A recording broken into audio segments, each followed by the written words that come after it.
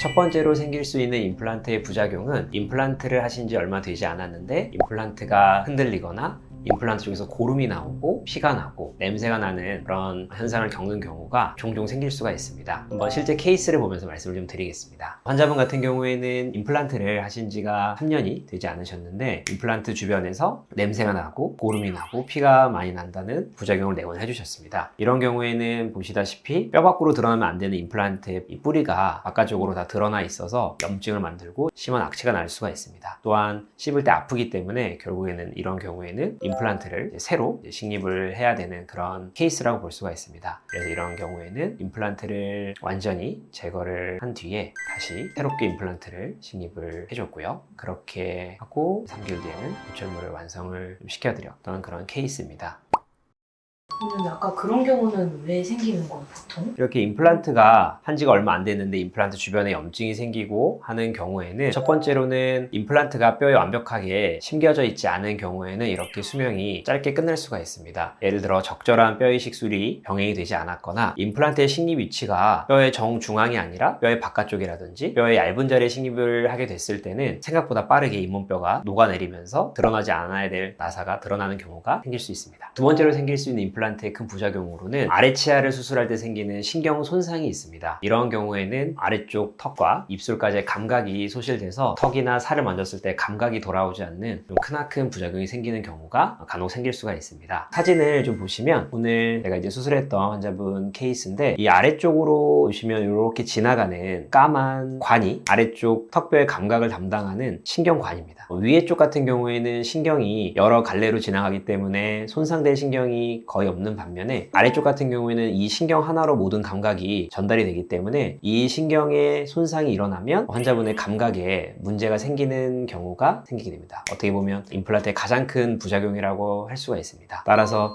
이 신경 근처까지 임플란트가 가지 않도록 주의 깊게 수술을 해야 합니다. 그래서 보시면 오늘 수술을 했을 때 이 아래쪽 신경 근처로 임플란트가 접근하지 않도록 임플란트의 길이, 그 다음에 임플란트 뼈의 두께 이런 것들을 고려해서 조심스럽게 수술을 해서 이 신경이 건드려지지 않도록 해야만 이런 부작용을 예방할 수가 있습니다. 그래서 이런 신경 손상이 실제로 일어나는 경우에는 내가 임플란트 수술하고 집에 와서 3-4시간이 지나서 마취가 다 풀렸는데도 혹은 다음날 일어났는데도 이 입술의 감각이 돌아오지 않는다. 계속 여기를 만졌는데 감각이 떨어지는 것 같다. 이런 경우에는 수술하시던 치과에 바로 연락을 하셔서 당장 내원을 해주셔야 됩니다. 초기에 신경 손상이 일어나는 경우에는 임플란트를 제거하고 신경을 다시 복구시킬 수 있는 그런 약들을 복용하셔서 응급조치를 잘 취해 주셔야 신경이 다시 회복될 수가 있습니다. 초기에 이런 신경 손상을 겪었을 때 처치를 받지 못하면 신경은 영구적으로 돌아오지 않을 가능성이 높습니다. 원장님, 그러면 이런 부작용들이 왜 생기는 걸까요? 대부분은 수술의 난이도, 술자의 실력, 환자분의 관리 소홀 때문에 생긴다고 볼 수가 있습니다. 첫 번째로 임플란트를 올바른 위치에 식립하지 않거나 충분한 고리식을 해주지 않고 너무 얇은 뼈에다 그대로 식립하는 경우에는 임플란트를 2-3년 정도밖에 못 쓰고 임플란트에 염증이 생기면서 임플란트가 빠져버리는 경우가 종종 생길 수가 있습니다. 또한 두 번째로는 염증이 생길 만한 이유로는 환자분들이 정기검진을 잘 오시지 않고 관리를 소홀히 하시는 경우에는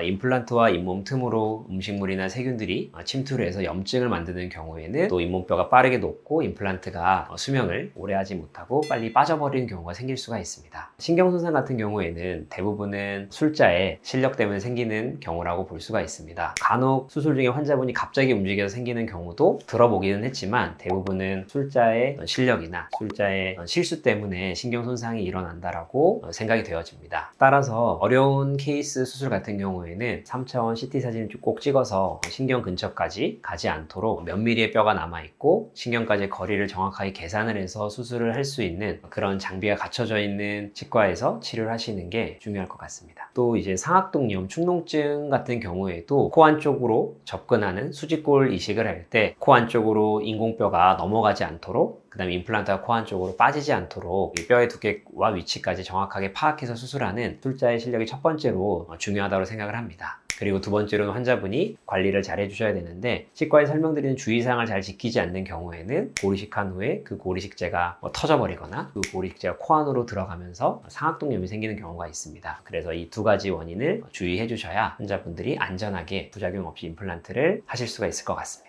정리해서 말씀을 드리자면 술자의 실력, 꼼꼼함, 그리고 치과의 그런 첨단 장비들, 진단 장비들이 중요하고요. 마지막으로는 환자분이 주의사항을 잘 지켜주시고 관리를 잘 해주시는 것이 중요하다고 할 수 있습니다. 원장님, 그러면 결국 이런 부작용들을 안 겪으려면 좋은 치과 선택해서 가야 될 것 같은데 그 좋은 치과 기준들이 어떻게 될까요? 임플란트의 부작용을 예방할 수 있는 좋은 치과를 찾는 선택의 기준은 첫 번째로는 이런 위험을 미리 예측하고 피할 수 있는 그런 좋은 진단 장비를 갖고 있는 치과를 방문하시면 아무래도 위험한 수술은 조금 더 조심스럽게 수술할 수 있기 때문에 이런 것들을 충분히 예방할 수 있을 거라 생각이 듭니다. 또한 실력과 경험이 충분한 그런 곳에서 수술을 하셔야 이런 부작용을 조금 더 미연에 방지할 수 있고 예방할 수 있지 않을까 싶습니다. 세 번째로는 그 치과에서 임플란트 후에 어떤 관리 시스템을 갖고 있는지, 관리를 잘 해주는지 이런 거에 따라서 임플란트를 짧게도 쓸 수 있고 평생 쓸 수도 있고 이런 것들이 결정되지 않을까 싶습니다. 정리해서 말씀드리면 임플란트의 경험이 풍부한 의료진이 있는지를 확인해 보시고요. 그 다음에 임플란트에 맞는 최신식 장비를 갖추고 있는지를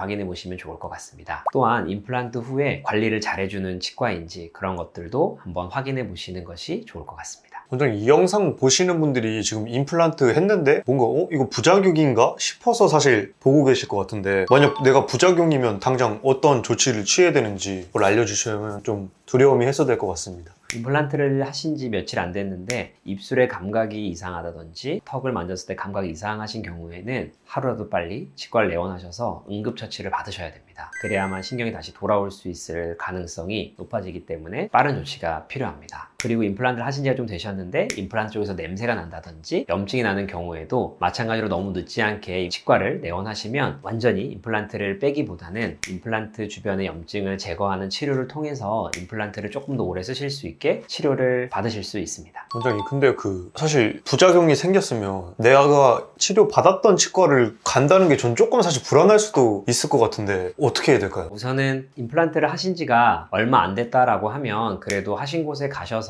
AS를 요구하실 수도 있고 한 번 더 치료를 받아보시는 게 낫지 않을까 싶고요. 임플란트를 한 지가 몇 년 이미 지났다라고 하면 보통은 임플란트에 대한 AS 기간이 이미 지났기 때문에 좀 더 임플란트를 전문적으로 하는 치과를 찾아서 상담을 받아보시는 것도 좋을 것 같습니다. 원장님, 근데 이게 사실 치료받은 직후라서 부작용까지는 아니고 그냥 일시적인 증상도 있을 것 같은데 어떤 게 좀 있을까요? 간혹 환자분들 중에서 일주일 됐는데 통증이 남아있으셔서 이게 잘못된 건 아닌지 부작용이 난 건 아닌지 걱정하시는 분들이 간혹 있으신데 수술 후 2주 동안 생기는 그런 통증, 붓기, 염증은 대부분 일시적으로 생겼다가 사라지는 자연스러운 현상인 경우가 많습니다. 따라서 보통 2주 정도 지나면 염증과 붓기, 출혈, 멍들이 다 사라지는 경우가 대부분인데 만약 2주가 지났는데도 임플란트를 수술한 자리에서 통증이 지속되거나 붓기가 있다라고 하면 수술하셨던 병원에 가보셔서 한번 더 확인을 하시는 게 좋으실 것 같습니다. 마지막으로 힘들게 한 임플란트를 오래 쓰려면 좀 어떻게 해야 되는지 알려주시면 좋을 것 같습니다. 많은 환자분들이 임플란트를 한 번 하면 영원히 쓰신다고 생각하시는 분들이 많은데 저는 항상 설명을 드릴 때 임플란트는 새로운 치아가 새롭게 하나 생겼다라고 말씀을 드립니다. 이 치아는 관리를 잘하면 평생 쓸 수도 있고 관리가 미흡하면 내가 지금 빼서 임플란트 했던 것처럼 또 임플란트도 빼고 다시 또 임플란트를 해야 되는 경우가 생길 수가 있습니다. 따라서 임플란트를 한 번 했다고 이게 평생 가는 게 아니라 그냥 내 치아가 하나 더 생겼다고 생각해 주시고 이 치아를 잘 관리를 잘해서 아껴 써서 최대한 오래 쓸 수 있게 해주시는 게 가장 좋은 방법인 것 같습니다.